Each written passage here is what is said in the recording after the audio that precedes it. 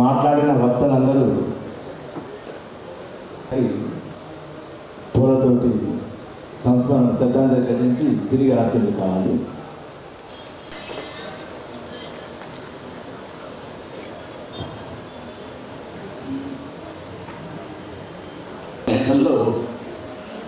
మరి ఈ సపరేషన్ ఎలా ఉంటుందో రాయల్టీ అటువంటి లాయర్గా ఉన్నా సొసైటీలో ఉన్నా ఆర్ఎస్ఎస్లో ఉన్నా ఆయనగా బహుతరా స్వీకరించాడు. ఎల్లకాలం అతను మనతోనే ఉంటారనేది మన అందరికీ తెలుసు. అలాగే ఉండాలని చెప్పి కోరుతూ సెలవు తీసుకుంటున్నాం. ధన్యవాదాలు సార్. విజయవాడ మాజీ శాసనసభ్యులైనటువంటి వెల్లంపల్లి శ్రీనివాసరావు గారు మళ్ళా పిచ్చయ్య గారికి నివాళులు అర్పించడానికి వచ్చారు. ధన్యవాదాలు. హలో, ఇప్పుడు శ్రీ హరీష్ గారు న్యాయవాద పరిషత్ వన్ టౌన్లో భరత్ ఫ్రెండ్స్ ఒక 10 మంది, ఇక్కడ అక్కడ అందరం కలిపితే ఒక 20 మంది. దానికి కొత్తగా పిచ్చయ్య గారు వచ్చారు. వారు ఆ రోజు ఇచ్చినటువంటి స్ఫూర్తితో నేను విజయవాడలో పని చేయాలని వెళ్ళిపోతా అనుకున్నాను. నేను విజయవాడలో పనిచేసి తినాలనేటటువంటి స్ఫూర్తి వారు నాకు ఇచ్చింది. అంత గొప్ప ఆదర్శమైనటువంటి వ్యక్తి పిచ్చయ్య గారు. దాని తర్వాత ఏబీవీపీ సెప్టెంబర్ 11, 1990 చలో జమ్మూ కాశ్మీర్ పిలిపించింది. అప్పుడు టెర్రరిజం విచ్చలవిడిగా ఉండి ఈ దేశాన్ని మొత్తం నాశనం చేస్తున్నటువంటి పరిస్థితిలో చలో కాశ్మీర్ అని ఏబీవీపీ ఇచ్చినటువంటి పిలుపుకి విజయవాడ నుంచి 8 మంది విద్యార్థులు వెళ్ళాం. అందులో భరత్ కూడా ఒకడు. పంపించాలంటే ఒక రకమైనటువంటి భయం ఇళ్లలో. మొత్తానికి భరత్ ధైర్యం చేసి చలో కాశ్మీర్ ప్రోగ్రాంకి వచ్చిన తర్వాత ఈరోజు ఈ స్థాయికి రావడం జరిగింది. ప్రశాంతంగా అందరూ వీళ్ళు చెప్పేటటువంటి మరి వారు వ్యక్తిగతంగా నేను 2 సార్లు కలవడం జరిగింది. హరీష్ రెడ్డి నా జూనియర్ విజయవాడ ముఖ్యమంత్రి ఉన్నప్పుడు వారితో పరిచయం ఉన్నప్పుడు నాకు హరీష్ ద్వారా పిచ్చయ్య కొన్ని కేసులు హైదరాబాద్లో కూడా పంపించేవారు.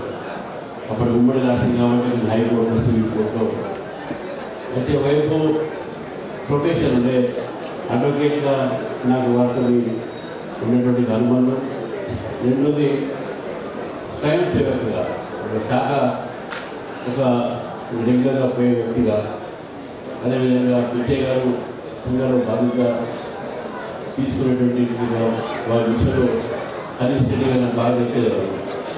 చాలా హైలీ రెస్పెక్టెడ్, అందరికీ మార్గదర్శనంగా ఒక అడ్వకేట్లకు మార్గదర్శనం అయ్యేవారు, స్వయం సేవకులకు మార్గదర్శనం అయ్యారు. కాబట్టి వాళ్ళ జీవితం నుంచి మనం నేర్చుకోవాల్సినటువంటి ఈ రెండు కూడా ఒక సిన్సియర్ అడ్వకేట్గా, ఒక సిన్సియర్ స్వయం సేవకులు కూడా మనం నేర్చుకోవాలనేటువంటి చాలా అంశాలు ఉన్నాయి. ప్రజలు చాలా విషయాలు చాలా మాట్లాడారు. నాకు కూడా వ్యక్తిగతమైనటువంటి వాటిని నేను కలిసినప్పుడు ప్రొఫెషన్ గురించి చాలా చక్కగా నాకు చెప్పేవారు. ఏ విధంగా అడ్వకేట్ ఉండాలి, ఎట్లా కేసు ప్రిపేర్ చేయాలనే విషయాన్ని చెప్పారు.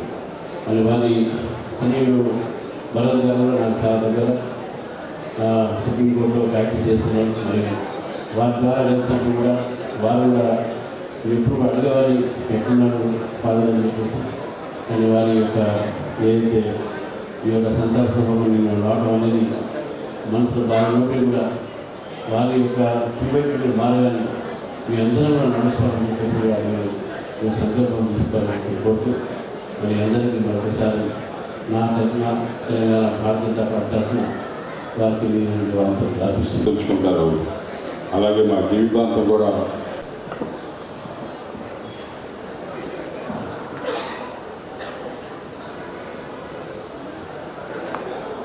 మీ ప్రతి అక్షరం ఒక ప్రసాదం.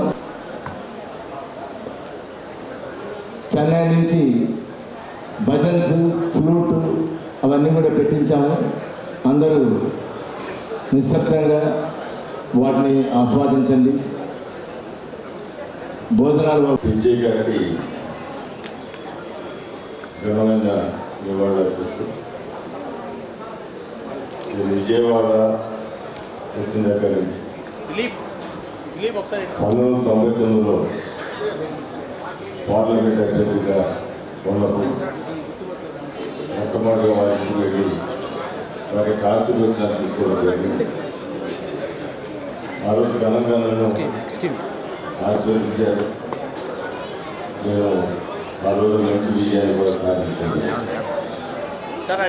తర్వాత అనేకమైన ఎలక్షన్లో కూడా ప్రతి ఎలక్షన్ కూడా వారి దగ్గరికి వెళ్ళి ఒక పావు గంట వాదించమని అభ్యర్థించినప్పుడు ఇప్పుడు కూడా పాజిటివ్గానే ఆయన నన్ను పొందుతాడు జరిగింది. లాయర్గా ఎక్కడికైనా బయటికి ఎవరి దగ్గర వెళ్ళినా దేవుడు పిచ్చేగారు అంటే ఒక బ్రాండ్. అనేక మంది శిష్యుల్ని తయారు చేసిన వ్యక్తి, అనేక మంది న్యాయవాదులుగా తీర్చిదిద్దే వ్యక్తి, వారి లెగసీని కంటిన్యూ చేసే విధంగా కుమారులు ముగ్గురు కూడా ఉద్దండులైన లాయర్లుగా సుప్రీంకోర్టు దగ్గర నుంచి, హైకోర్టు దగ్గర నుంచి, లోకల్ కోర్టు వరకు ఆఖరికి ఆయన గ్రాండ్ సన్స్ కూడా అదే వృత్తిలో మంచి స్పీడ్గా ఆయన లైసీ ముందుకు తీసుకెళ్తా ఉన్నారు. ఆయన ఆదర్శాన్ని కాపాడి ఒక జనరేషన్, 2 జనరేషన్లు ఆయన రక్త సంబంధికులే 2 జనరేషన్. అదేవిధంగా ఆయన తరబీదించి రాయలుగా తీర్చిదిద్దిన అనేక మంది రోజున న్యాయమూర్తులు ఉన్నారు. ఎన్నడూ కూడా మరిచిపోలేని వ్యక్తి విజయవాడ నగరంలో దేవుని పిచ్చి గారు అంటే తెలియని వ్యక్తులలో అనేక రకాలు. అంతేకాకుండా ఒక కమిట్మెంట్కి, ఆయన నమ్ముకున్న సిద్ధాంతాన్ని కట్టుబడి ఉన్న వ్యక్తి, ఆ సిద్ధాంతాన్ని నమ్ముకున్న వ్యక్తి, ఆ సిద్ధాంతాల ఆ ధర్మం, హిందూ ధర్మం ప్రకారం పనిచేసిన వ్యక్తి. ఆయనకి మరొకసారి ఘనమైన వాళ్ళు అర్పిస్తుంది. ఆయన కుటుంబ సభ్యులకి రకాల సంతాపాన్ని తెలియజేస్తూ అందరూ కూడా ఆయన ఆదర్శాన్ని ముందుకు తీసుకెళ్లే విధంగా ధైర్యంగా ముందుకు వెళ్ళాలని మనస్ఫూర్తిగా కోరుకుంటూ మరొకసారి వారికి నివాళులు అర్పిస్తూ సెలవు.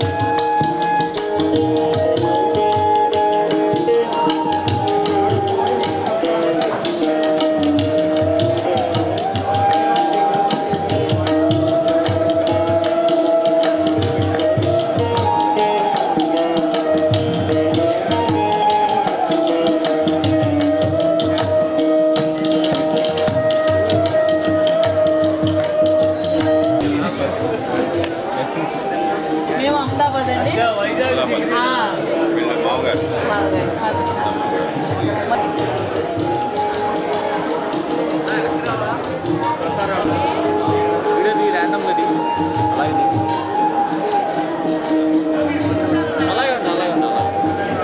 రెడీ అన్న కెమెరా ఎడకది అన్న ఒకసారి కెమెరా ఎడకది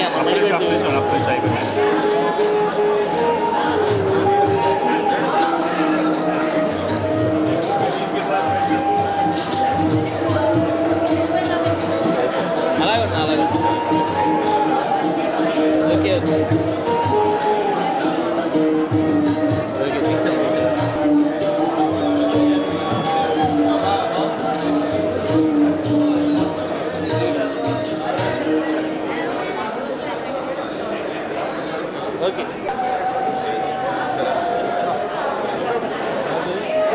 దివ్వెల పిచ్చయ్య గారు ఒక సార్థక జీవులు. ఆయన మహోన్నత వ్యక్తిత్వం కూడా అనేక సంవత్సరాలు న్యాయవాదిగా పనిచేస్తూ, ఇంకో పక్క సామాజిక బాధ్యతలు నిర్వహిస్తూ, ఇంకో పక్క కుటుంబ బాధ్యతలు కూడా నిర్వహిస్తూ, ఆ విధంగా పరిపూర్ణంగా అన్నిటికీ న్యాయం చేసిన వ్యక్తి. ఆ విధంగా ఆ కుటుంబంతో నాకు ఎనలేని సంబంధం. ఆయన ఆంధ్ర యూనివర్సిటీలో చదువుకోవటం, ముఖ్యంగా మా నాన్నగారికి ఆయన కలిసి అడ్వకేట్గా పనిచేయటం, ఆ విధంగా చిన్నప్పటి నుంచి అనుబంధం. ఆ విధంగా వాళ్ళ పిల్లలు రామకృష్ణ గారు కానీ, భరత్ కానీ, అలాగే కిషోర్ కానీ, వాళ్ళందరితో కలిసి నేను పెరగటం, అటువంటి ఒక పితృ సమానులైన పిచ్చయ్య గారు మరణించడం తీరని లోటు. ఆయన యొక్క వ్యక్తిత్వం కానీ, ఆయన మానవత్వం కానీ తప్పనిసరిగా ఈనాటి తరం తెలుసుకోవాలి. అనేక రకాల పార్శ్వాలు ఉన్నాయి. ఆయన అనేక రకాల సామాజిక కార్యక్రమాల కోసం ఎప్పుడు తప్పించేవాళ్ళు, సేవా పరమావధిగా పనిచేసేవాళ్ళు. ముఖ్యంగా రాష్ట్రీయ స్వయం సేవక్ సంఘ్ విజయవాడ మహానగర్కి సంఘచాలకగా అనేక సంవత్సరాలు పనిచేయడం జరిగింది. అలాగే వాటి పనిచేస్తూనే న్యాయవాదిగా కూడా అనేక మందికి ఉచితంగా న్యాయ సేవ చేసే విధంగా, అలాగే డైరెక్షన్ ఇచ్చే విధంగా ఆయనకి బార్లో ఒక ప్రత్యేకమైన స్థానం. ఆయన వ్యక్తిత్వం కూడా అటువంటి గొప్ప వ్యక్తిత్వం. అలాగే కుటుంబం అంతా కూడా ఆ విధంగా ఉండే ఒక నేపథ్యం కనుక ఇంట్లో ఉండే కుటుంబ వాతావరణం కానీ, అలాగే పిల్లల మధ్య ఉండే సఖ్యత కానీ, అల్లుళ్ళు కానీ, ఇంకా ఒక వ్యక్తి ఆధారంగా, కుటుంబం ఆధారంగా ఏ విధంగా ఒక వ్యవస్థ నిర్మాణం అవుతుందనేది పిచ్చయ్య గారిని చూసి మనం తెలుసుకోవచ్చు. అటువంటి ఆయనకి సద్గతులు ప్రాప్తించాలని భగవంతుని ప్రార్థిస్తూ ఆ యొక్క కుటుంబానికి నా ప్రగాఢ సానుభూతి తెలియజేస్తాను. సుప్రసిద్ధ న్యాయవాది, సౌమ్యులు, సహృదయులు, సంఘ సేవా పరాయణులు, అజాత శత్రువు శ్రీ దివ్వెల పిచ్చయ్య గారి సంస్మరణ సభకు ఈరోజు ఎంతోమంది మిత్రులు, బంధువులు, స్నేహితులు, తోటి న్యాయవాదులు, ఆర్ఎస్ఎస్ సంబంధించినటువంటి అన్ని విభాగాలకు సంబంధించినటువంటి నాయకులు, స్వయం సేవకులు, అలాగే స్వచ్ఛంద సంస్థలు, ధార్మికవేత్తలు, రాజకీయ నాయకులు అందరూ ఎంతో అభిమానంతో వచ్చి వారి శ్రద్ధాంజలి ఘటించి నివాళులు అర్పించారు. పిచ్చయ్య గారి గురించి చెప్పాలంటే ఒక 10 నిమిషాల్లో 5 నిమిషాల్లో కొండని అద్దంలో చూపించినట్టే. ఆయన ఒక బ్రాండ్ దివ్వెల పిచ్చయ్య గారు అంటే ఆయన వ్యక్తిత్వం, నిబద్ధత, నిజాయితీ, క్రమశిక్షణ, సహాయం చేసేటటువంటి గుణం, పరోపకారం, సంఘసేవ, ఒకటా రెండా దేశభక్తి, దైవభక్తి, ఇన్ని సుగుణాలు మేళవించినటువంటి సుగుణాల రాశి దివ్వెల పిచ్చయ్య గారు. అటువంటి వ్యక్తుల్ని మనం చాలా అరుదుగా చూస్తుంటాం. గొప్ప గొప్ప వాళ్ళు చాలామంది ఉండొచ్చు, లాయర్లు కానీ, డాక్టర్లు కానీ వృత్తిలో ఉంటూ కూడాను ప్రజా అభిమానాన్ని పొందడం, అన్ని వర్గాల వారి ప్రజల అభిమానం పొందడం చాలా అరుదుగా చూస్తుంటాం. ఆ కోవలో చెందినవారు దివ్వెల పిచ్చయ్య గారు. ఎక్కడో పెనుగంచిప్రోలు గ్రామంలో పుట్టి చిన్ననాటిని తన 2వ ఏటనే తండ్రిని కోల్పోయి విజయవాడకి వచ్చి తన మేనమామ గారి ఇంట పెరిగి ఇక్కడ ఎస్ఆర్ఆర్ కాలేజీలో బీకామ్ చదివి వైజాగ్లో బిఎల్ చేశారు, లా చేశారు. చేసిన తర్వాత 1960లో తన ప్రాక్టీస్ స్టార్ట్ చేశారు. ఆర్ఎస్ఎస్ తోటి వారి అనుబంధం విడదీయలేనిది. ఆర్ఎస్ఎస్లో ఎంతో నిబద్ధతతోటి, చాలా ఎంతో క్రమశిక్షణతోటి ఆర్ఎస్ఎస్కి ఆయన వెళ్ళేవాడు, శాఖలకు వెళ్ళేవాడు. అంచెలంచెలుగా ఆర్ఎస్ఎస్లో ఎదిగి ఆయన కృష్ణా, ఖమ్మం జిల్లాలకి కార్యవాహకుగా ఉన్నారు. విజయవాడ సిటీకి విభాగ సంచాలకుగా 2015 వరకు ఉన్నారు. ఆర్ఎస్ఎస్లో ఆయనకి తెలియనటువంటి లీడర్స్ ఎవరు కూడాను లేరు. మన సర్సంఘ చాలక్ శ్రీ మోహన్ భగవద్జీ నుంచి అందరూ వారికి పరిచయమే. కిషన్ రెడ్డి గారు కానీ, బండా దత్తాత్రేయ గారు కానీ, మన ఎక్స్ప్రెసిడెంట్ శ్రీ వెంకయ్యనాయుడు గారు కానీ అందరూ కూడాను పిచ్చయ్య గారంటే అభిమానం, వారందరంటే వీరికి గౌరవం. సో అటువంటి గొప్ప వ్యక్తి ఈరోజు మనం చూస్తున్నాం. ఈరోజు కేవలం ఫేస్బుక్లో స్టేటస్లో పెట్టినంత మాత్రానే ఒక సుమారు కొన్ని వేల మంది ఈరోజు వచ్చి వీటిని వాళ్ళు అర్పించారంటే ఇంకా ఆలోచించండి పిచ్చయ్య గారి యొక్క గొప్పతనం గురించి. వారికి ఈ ఇంత మంచి పేరు రావడానికి కారణం తన న్యాయవాది వృత్తి ఒక్కటే కాదు, ఎన్నో ఉన్నాయి. న్యాయవాది వృత్తి కూడా చాలా విలువలతో చేశాడు ఆయన. ఎవరైనా పేదవాళ్ళు వస్తే వాళ్ళకి ఉచితంగా వాళ్ళకి కేసుని గెలిపించేవారు. అదేవిధంగా పలు విద్యా సంస్థలకు కూడాను ఆయన డోనార్గా, సెక్రటరీగా ఉన్నారు. గోల్డ్ మెడల్స్ ఆయన పేరు మీద ఇస్తూ వచ్చారు. ఇలా ఒక్కొక్కటి చెప్పుకుంటూ పోతే చాలా ఉంటాయి. తన సొంత ఊరైనటువంటి పెనుగంచిప్రోలులో విలువైనటువంటి ల్యాండ్ని, కొన్ని ఎకరాలు పేద బడుగు ప్రజల కోసం దానం చేశాడు. ఇంతటి మహనీయుడు ఆయన. అదేవిధంగా ఇన్ని ఉన్నా కూడాను ఆయన కష్ట నష్టాలు ఎన్నున్నా, కష్ట సుఖాలు ఎన్నున్నా చెల్లించినటువంటి ఒక స్థితప్రజ్ఞుడు. ఆయన ప్రేమ ఆప్యాయతల్ని పంచినటువంటి ఒక అమృతమూర్తి. ఆయన ఈరోజు మన మధ్య లేకపోవడం ఎంతో బాధాకరమైనటువంటి విషయం. కానీ వారి ఆశయాలని కొనసాగిస్తూ వారి కుటుంబ సభ్యులందరూ కూడాను మంచి స్థితిలో ఉన్నారు. ముఖ్యంగా వారి కుమారులు ఇద్దరు కూడాను అడ్వకేట్స్ కావడం ఎంతో గొప్ప విషయం. అది కూడా ఉన్నతమైనటువంటి విలువలు కలిగినటువంటి అడ్వకేట్స్ చాలా ఉన్నత స్థితిలో ఉన్నారు. డిపి రామకృష్ణ కానీ, డి భరత్ కుమార్ గారు కానీ, ఇక్కడ స్టేట్ లెవెల్లో, సెంట్రల్ లెవెల్లో వాళ్ళు చాలా పేరెన్నికైనటువంటి లాయర్లు వాళ్ళిద్దరు కూడాను. అదేవిధంగా మంచి కుటుంబం, ఆదర్శ కుటుంబం, 4 తరాల కుటుంబ సభ్యుల్ని కాపాడుతూ వారందరికీ అండగా నిలుస్తూ వారందరి ఉన్నతిని చూస్తూ గడిపినటువంటి ధన్యజీవి శ్రీ పిచ్చయ్య గారు ఈరోజు మన మధ్య లేకపోవడం ఎంతో బాధగా ఉంది. కానీ వారి ఆత్మకి శాంతి కలగాలని, సద్గతులు కలగాలని మనసారా ఆ దేవుని ప్రార్థిస్తున్నాను.